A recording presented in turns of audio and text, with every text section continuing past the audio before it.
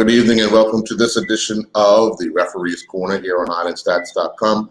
I'm your host, Earl Basin, and joining me this evening is Tashawn Simons and Lloyd Christopher. First of all, gentlemen, thank you very much for taking the opportunity to come on and share as much as you can about officiating in Bermuda. Tashawn, you had that challenging time of passing that fitness test to get yourself back on that FIFA list. But take us through some of those moments in the last time you had to try and qualify just here, what was it, 2 weeks ago? Yeah, about 2 weeks ago. Obviously, it's for me, fitness is not it. Like, I don't like running, especially when it's not enjoyable running, like football. So doing the fitness test is not something I enjoy. But, getting there, doing the fitness test, all you're doing is like, hey, first 2-3 laps, all right, I'm got this, cool. Get to lap 5, lap 6, everything starts hurting, and you're like, okay, nah, it's time to stop. And, but the last time, obviously, I'm like, look, I can't stop. Deadline's coming up. I don't want to wait till the end of the deadline to pass. You know what I mean? And then you get to lap 8, lap 9. You're like, okay, yeah, I can make it. And that was the train of thought, really. Yeah, you feel it's more mental for you than physical. I know you say you don't like to do it, but is it a mental block for you? I wouldn't consider it a mental block. It's a little bit of both. You know what I mean? Because if you're not practicing it regularly, then it becomes a challenge. You know what I mean? But mentally, yeah, I don't like running. Mm-hmm. Well, that's part of football. Lloyd, good evening. Just watching how Tashawn has been handling himself. He's been on this FIFA list for quite some time, but as elder statesman in football, because you've played for quite some time and now you're in the officiating side, how do you think he's handling the pressure of not just being local but also international? I think he's handling the pressure quite well. And even on this fitness test, the times that he did not pass, like you say, he does not like running, but he knew this time that he had to pass. And he had a lot of support with him while he was actually there, because some of us were actually running laps around the track with him just to try to spur him on. And since he's been qualified, even before he's been qualified, his knowledge of the game and his way of giving back to the other referees coming through, I think that's tremendous, because he wants others to succeed, and so he set the standard, and his trying to help others to come through and to become FIFA ARs and also FIFA referees. Yeah. How challenging have you found the game since all this COVID stuff come back this season? How challenging has it been for you officiating these games? I know there's a lot of different requirements prior to the game starting, but the game itself. The game itself, I don't think COVID has had any impact on the actual game itself, besides for the amount of spectators. And in a way, that's a positive with regards to the amount of spectators, because spectators like to voice their opinions. Some good, and some not so good. So with less spectators, there's less harshness being criticism. Yeah, criticism towards the officials, both in the middle and the ARs. But the on field, I don't think COVID has had too much effect. What has had an effect is the laws of the game, the changes with the laws of the game. That's had a tremendous impact with regards to this year compared to previous years. Right. Tashawn, Lloyd just brought up something about the laws of the game that have changed.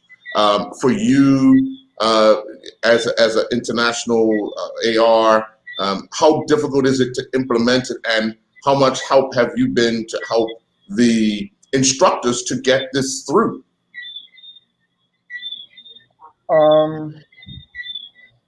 It's difficult, especially now they've changed the handball law a little bit. The concept is still the same, but obviously interpretation application may differ from referee to referee. No, we haven't obviously had in-person technical sessions, but when we go in these Zoom calls, everybody gives their feedback, and I kind of more so now just step back and see who understands it, who applies it properly, right? Because my trainer thought no is, so I've told you, okay, this is what it is, this is what the law says. No, it's for you to then take that and apply it yourself. And then when you come to, like, say, a Zoom call, and when the instructors are giving back feedback, I'm not gonna pinpoint, okay, this person got it wrong this day, this person got it wrong this day. It's an overview of how everybody's interpreting or applying the law.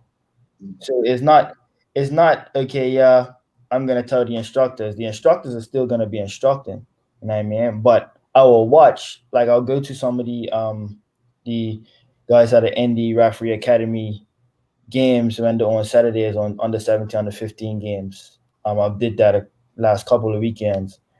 I've been and I've seen how they've interpreted specifically the handball law, because obviously it's a big controversy about the law, but it's really simple, you know what I mean? So it's not about telling them, okay, yeah, this is what they're teaching.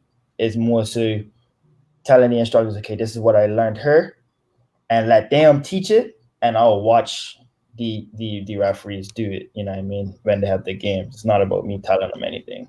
Right. Well, good evening, Dwight. Welcome. As you could tell, we're on a topic of the new laws, and of course, the handball one has been talked about globally. With as Tashawn has pointed out, it's the interpretation of the person, not only in the middle but the AR on that side, because they also have a view of it and could possibly help indicate that there was an infringement. But looking at the law, the way it goes sometimes, how important is it to be in that eye contact when you're in the middle with your AR in decision making? That is critical. Is that message for me? Yes. Okay, so let's just use yesterday's example.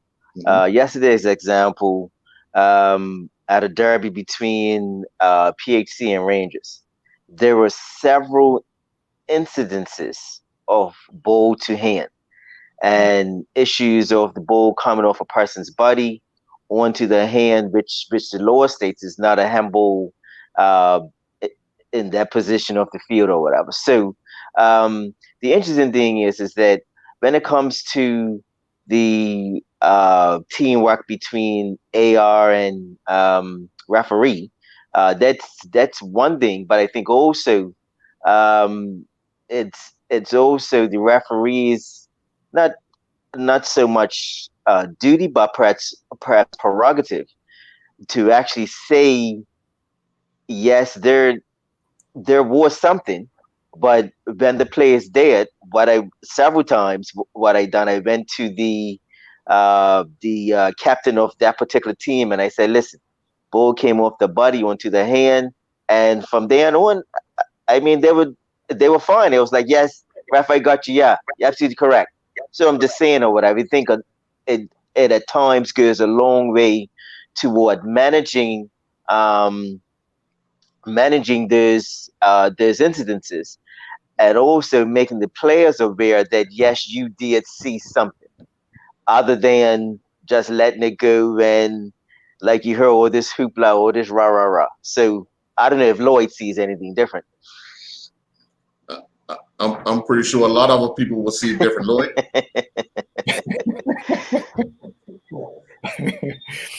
Yeah, but like you said, the interaction between the referee and the AR is very critical, because the referee cannot see everything. The referee tries getting the best position to see wherever the play is.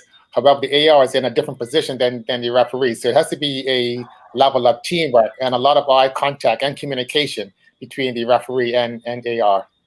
Yeah. I would say, Dwight, the penalty call yesterday with your AR signaling that the infringement was in the box, because I think the angle in which you were at, it would have been difficult for you knew it was a foul, but where Correct. it was, I think Correct. that's where I got that question from, because of the eye contact, and then he made the call that yes, it was in the box, and it resulting in a penalty. Yes, correct. And it was all credit to my AR. It was a spot on call, and there was conversations. I said there was no way that I could have made that particular call Right. be because of the vantage point that I had or lack thereof. So that's why it is very important to have that teamwork. And I told the players after, I said, listen, that AR was in the best position to make that particular call. So there we have it. I mean, I didn't see any players, go over to him to kind of plead their case, and I didn't see any of them come to you to plead the case, because it was clearly a foul. Yes, clearly a foul. But there was some things that was missed by the crowd on the crowd on the opposite side of the field. But no, I had to call some players off. I had to, but which is all part of the game. I mean, that was a derby. There was a lot of passion that was going on, and like I'm sure that both of my colleagues would actually say, it's about man management. You have to protect the players on the field, and also you have a duty to protect your ARs and your the AR team. So yeah, luck is on. Yeah. Well, I want to say good evening to the chairman of referees, Mr. Cranston Williams. Good evening, sir. You've heard some of the comments since you've been sitting here, but just from an association standpoint and a chairman standpoint, we're seeing football, really get back up and running with so many matches. We have a final coming up in a week's time, but looking at the positives of not only just these three on the screen, but others who are putting in the effort and the time to not only be fit, but also understand the rules. Now you have a lot of fans who think they know the rules, which is creating a massive problem, because you have people that don't quite know the rule, but they're listening to somebody who has no clue about a rule that is kind of persuading them that the referee is getting it wrong. What would be... What's that? I'm sorry, laws. I'm sorry. Yeah. Thank you, Lloyd. The laws of the game. I mean, you've been to matches and probably heard the same thing. Yeah, I have. My thing is what I say to most people. If you feel that you can do a better job, we have applications at the BFA, so feel free to go down there and complete one. We have training courses. We train every Tuesday and Thursday at the stadium or the North Field, so feel free. My biggest thing is that everybody's human. You see on TV, VAR gets it wrong, and nobody's going to get it right all the time. My biggest issue with the fans is when it turns into what I would say abuse in terms of profanity. These are human beings out there giving up their time to do something that nobody else wants to do. Being a referee is a very hard work. I'm sure Dwight and Lloyd are trying to tell you it's a hard work. What it's like once the whistle goes at the end of the match, it's like, oh yeah, ref, just the passion and we're caught up, but they don't understand the impact you have on someone who might not have that strong mentality to continue. So for me, it's a situation of we're just trying to encourage the spectators, just be respectful. They're not going to get it right every time. They're not. We now have videos, of course, everybody has a video to tell you that the AR or the referee was wrong, which I get, as soon as the game's over. Explain this. What's going on, Williams? Explain this. As I say again, it's about angles. You know what I mean? And we do our training session with the instructors and tell them, look, got to keep up with play, and it's about the angles. But of course, like you said, all of Bermuda, even the coaches, they all are experts. I didn't realize you had so many FIFA qualified instructors on this island. I really didn't.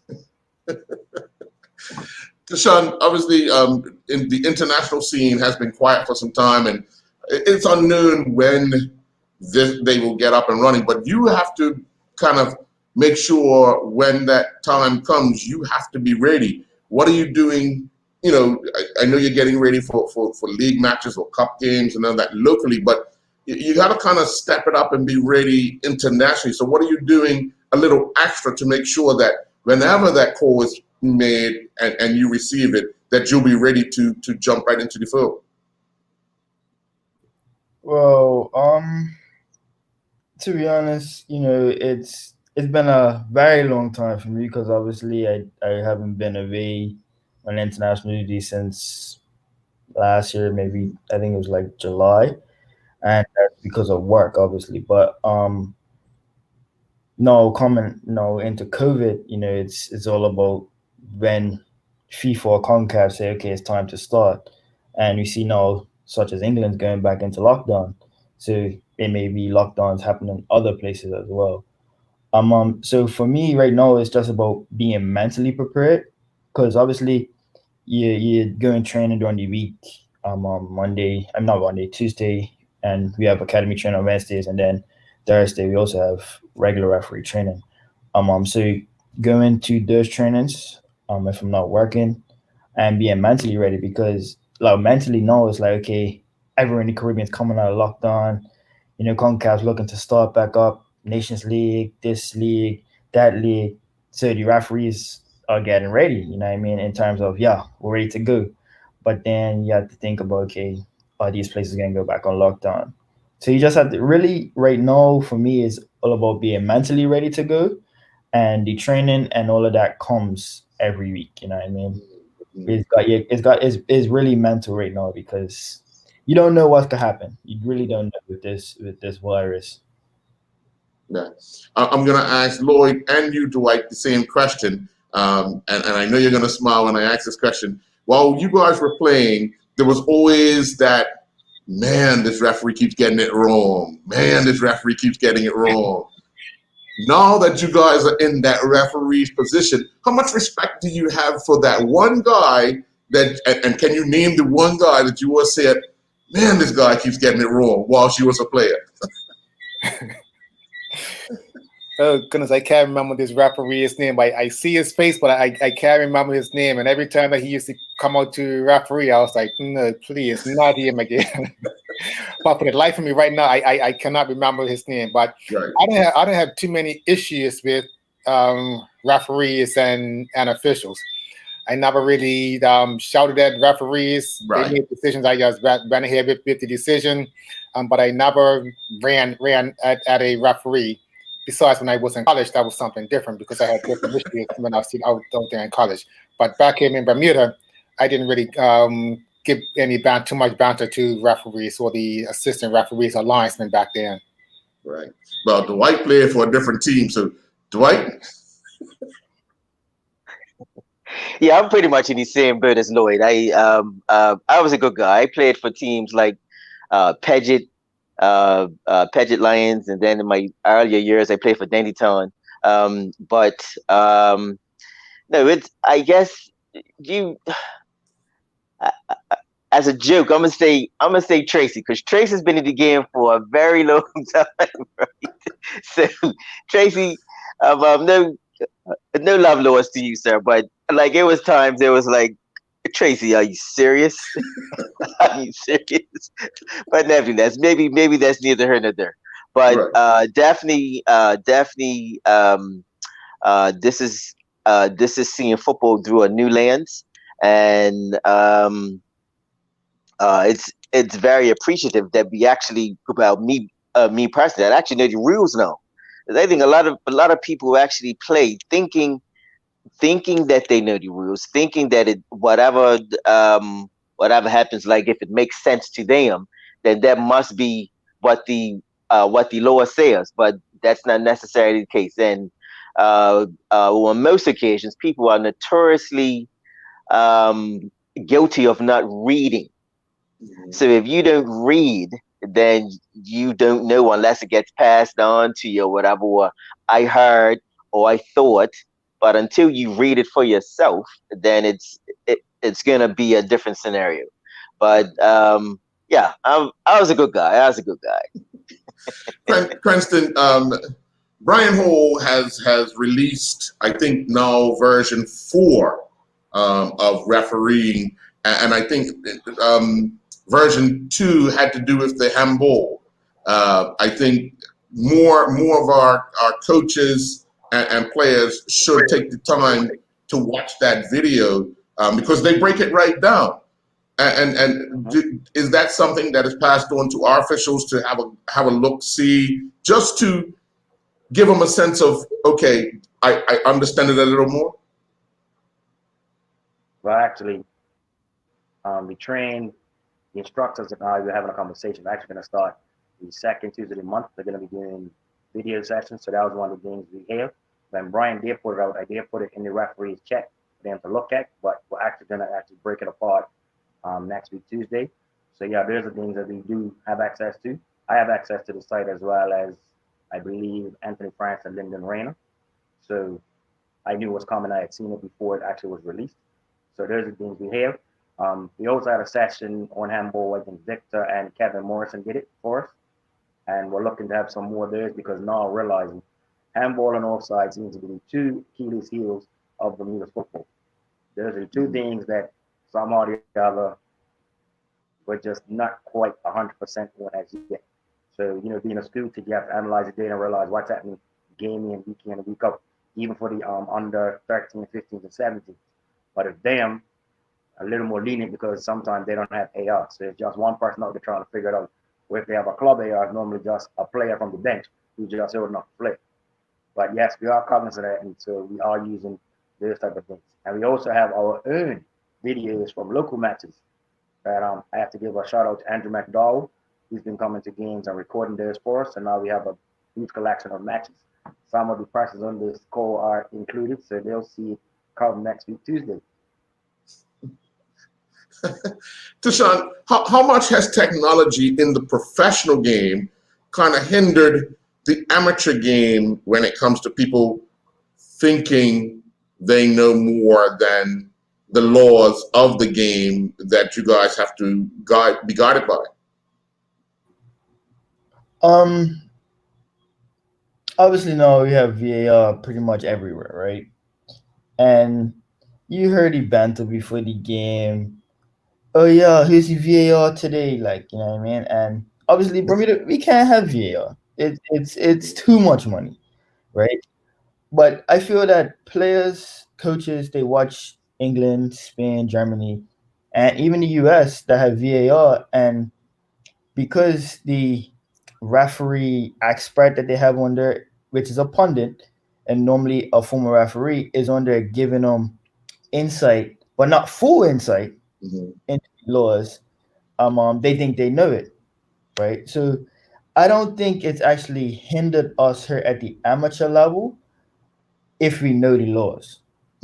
That's the thing, you know what I mean? We have to first know the laws, because if we know the laws and we know them better than the players and better than the coaches, then they can't really challenge us. They could challenge us from what they see on the TV, but once you say, okay, no, this is the law, then if they don't know it, then they can't have a rebuttal, right? So it hasn't really hindered us.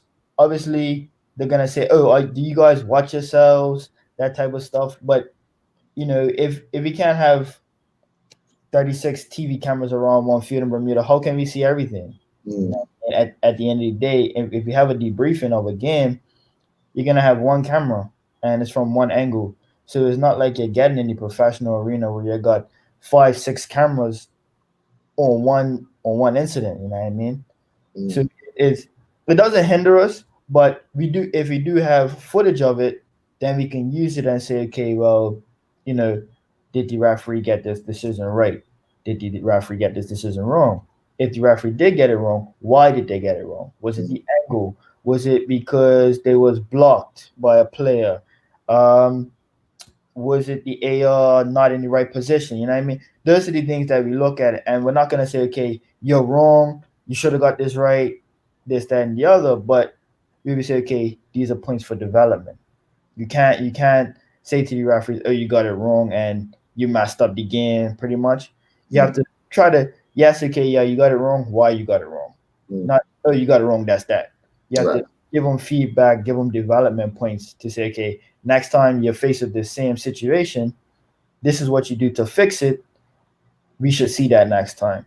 Not, okay, the players are now seeing the same thing happening on the international level and you're just wrong. Like, you know what I mean? You can't do that. You can't do that here because confidence, like Cranston said, confidence in a referee, you know, it could make or break the game sometimes. Right.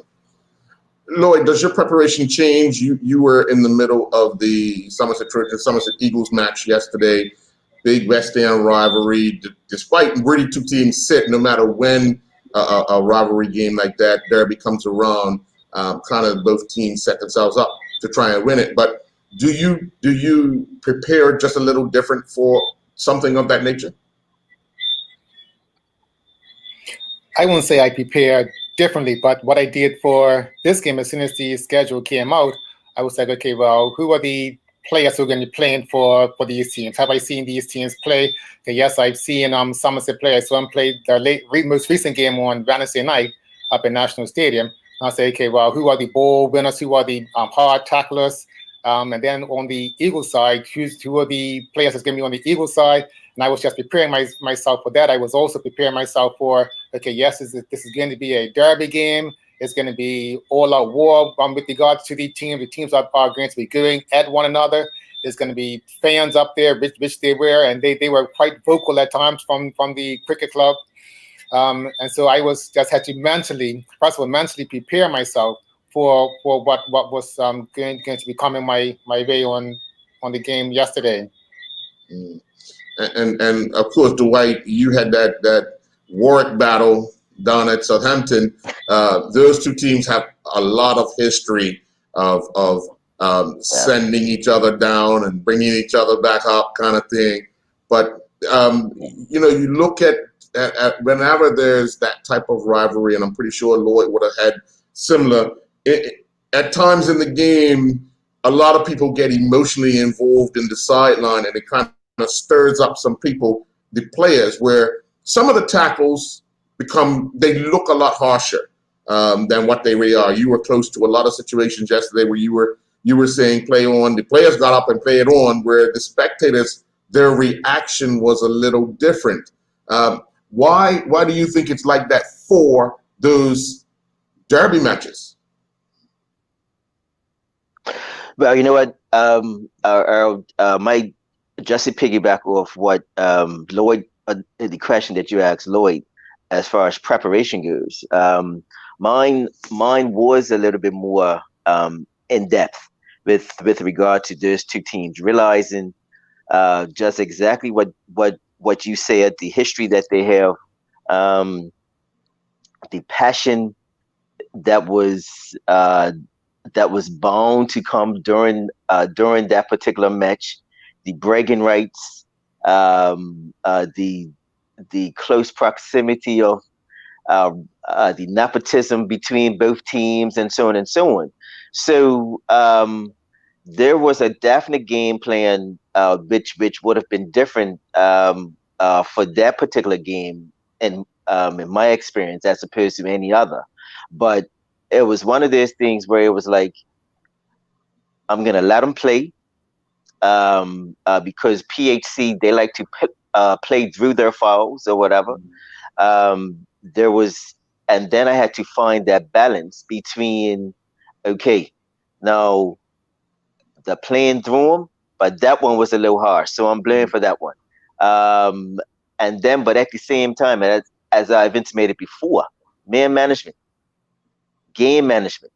I'm talking to them as I'm delivering cards, or talking to the relative or the respective captains, and I'm saying, listen, the reason why I done this was because the reason why, and 9 times out of 10, they were all like, yeah, Jackson, I'm got you. Yeah, you did say this was going to happen. You did say that you was going to give a card if such and such. So, yeah, I cannot account for what goes on outside the lines. I have no responsibility. I have no, because there was a lot of abuse coming on the opposite side of the field away from the club. I was like, whoa. But you know what? It didn't faze me. It was like, hey, you know what? It is what it is. People are passionate or whatever. But my thing is, and I appreciate everything that Cranston had said, but I mean, I'm the one in the middle. So unless stuff spills over after the fact, then I have a problem. But once during that 90 minutes and what things going on in between those lines, and I feel as though that I do have command and control over that particular match, and I feel as though every card that was given yesterday was justified. Um, it, After it was all said and done, most people said that was a derby. That was a derby match, and so I mean, it is what it is. So, hey, as I've told you before, we have to have broad shoulders and thick skin. So, this is not for the faint of heart. That's so And true. I'm telling you, I actually have a good time. I actually have a good time doing what I do. If I didn't, hey, you may not see me on the show. But I really have a good time doing what I do, and at this point, I want to give all credit to the chairman. Yeah. It's a bad man. It's a bad man. I appreciate it. I really do appreciate it. And I do want to ask you, Cranston, from the association standpoint, given the amount of support that the committee, the executive have been giving to you to improve what the referees are able to be able to do week in and week out, it must be not just a battle, but one of those that at least you're producing so many youth referees and getting enough to fulfill a weekend of football, because the challenge has been over the years not having enough. Well, Earl, I would say this: we still don't have enough. In my view, the only way we will have enough is if on a Sunday, if we were to have 10 matches, that means I need 30 officials. 9 times out of 10, somebody's doing a double somewhere along the line. Plus, you have games on a Saturday night or Saturday. Then you have expansion league on a Tuesday night or Wednesday night or Thursday night. I have to give credit to these guys because majority of the time, I ask, "Are you available? Can you help out?" They'll say yes. It's on the rare occasion somebody says I'm unavailable due to this, but 9 times out of 10 they're available. There are some times when I've had to push back for the executive concern and say, we just couldn't provide officials for the expansion league like last year because of the numbers. Luckily, this year we have more younger ARs that are helping us out. So that kind of eases up these guys. Then we have a few, what I would say, experienced officials who are coming back to assist for the expansion league. So for them, they're not really aiming to do the Premier or First Division. They'll just help us out in the Tuesday, Wednesday, Thursday night, either run a line or actually get in the middle. But I did explain to them they need to go with the new law changes because, of course, most of the coaches have seen the law change called, so they will be up to date. But I don't think we're ever going to have enough, in my view, because we're making baby steps. I think once we get our next wave of people on the FIFA list, and then they will come back and share their experiences, I think that's when you might see more people coming out. Right now, we only have just Tashawn. But until, like, say, when we have Omari, Clinton, Mateo, and Natasha, those type of people that are progressing steadily through, then I think you'll get some more people.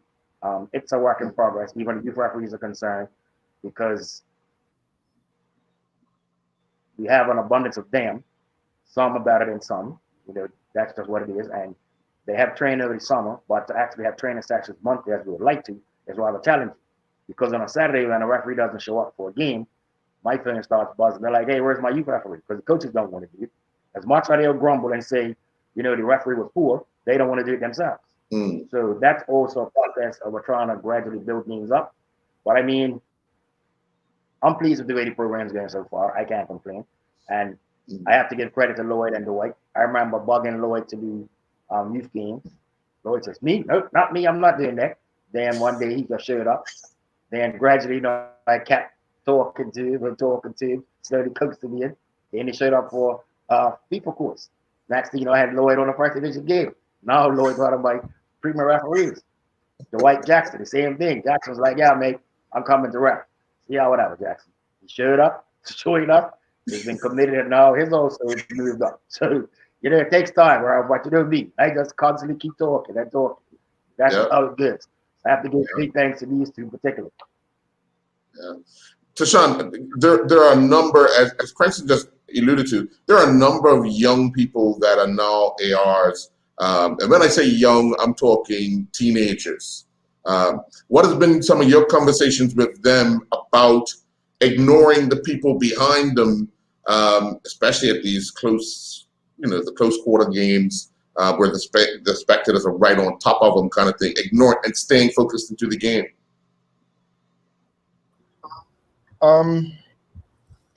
I guess I normally just say to somebody who's new, who is just starting out, to try to ignore them. You know what I mean? That's probably the easiest thing, because once you start getting into conversation, then it becomes an argument. You know what I mean? So just ignore them, because at the end of the day, you're the one who's ready law like that, and you've got more. The other advice I do give them, if obviously I'm not going to be with them or Lloyd or Dwight, whoever the referee is, they need to tell them what somebody said to them that may be derogatory or rude or just out of order. You know what I mean? Because at the end of the day, if that person's within the parameters of the venue, the referee has the power to send them outside. You know what I mean? So you have to tell the new people or the younger people, if you feel that aggrieved by something somebody said, you have to tell the referee. You know what I mean? Because the referee can then say, you know what? Nah, that's too much. Check your letter. You know what I mean? It's not just, oh yeah, we have the players to deal with, the coaches, but the fans also have to be held accountable for their actions as well. You know what I mean? You can't constantly be abusing the younger officials, because at the end of the day, what's short no? If we don't have nobody coming behind, even me, then it's not gonna be no football. You could show up with players, a ball, field, and two girls. Without a referee, can't have a sanctioned match. So if we don't have the younger people coming behind myself, teams that are coming through, if we don't have them, then referee is gonna die. You know what I mean? Just like a football club. If you don't have no PVs, under 5, under 7s, under 9s, how are you gonna get that under 11, under 13, under 15 team? You're not gonna have nobody playing.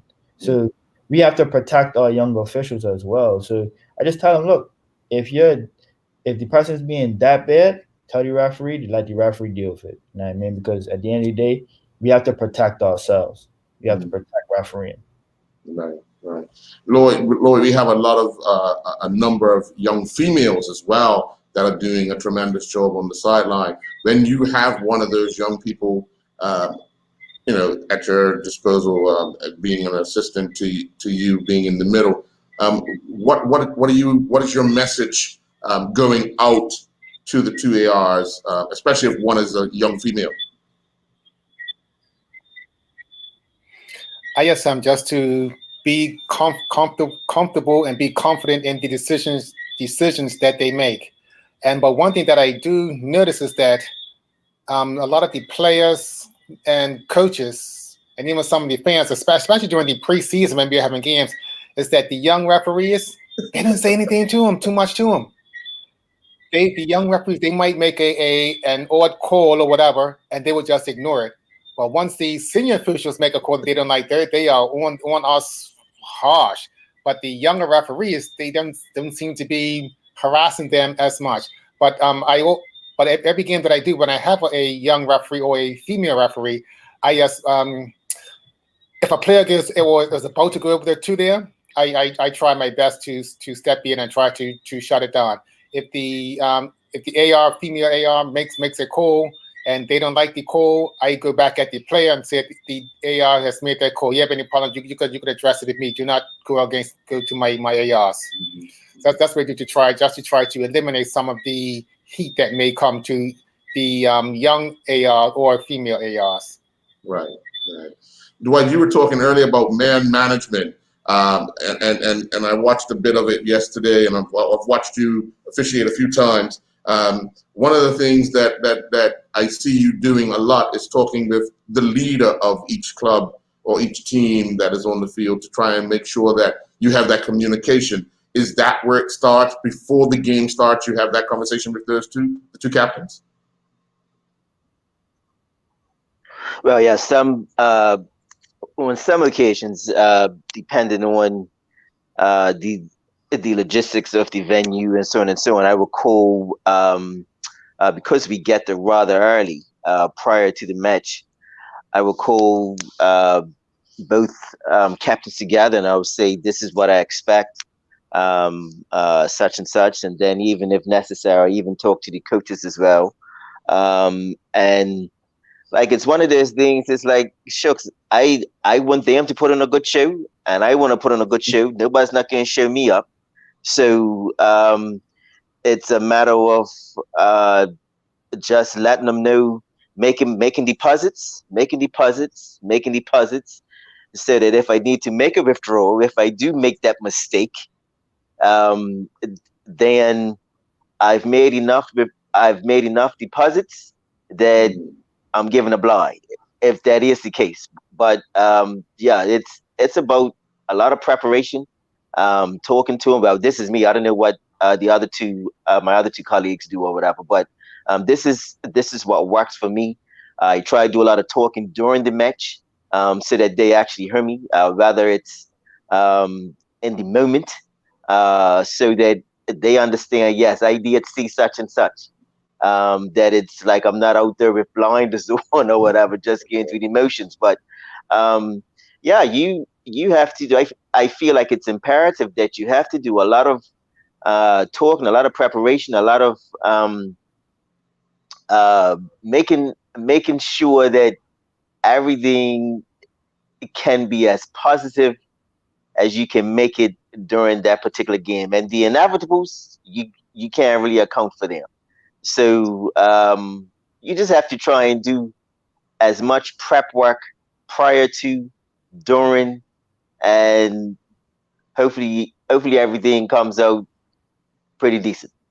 Yeah, yeah. A final question for you, Cranston. When we all know Christmas time, a lot of kids come back from university colleges, and they have that the PDL Christmas Festival tournament, which kind of adds to the number of matches over a short period of time.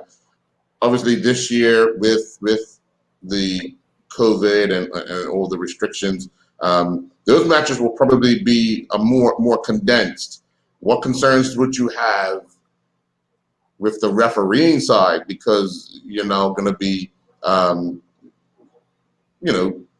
constraint? Still got those weekend matches.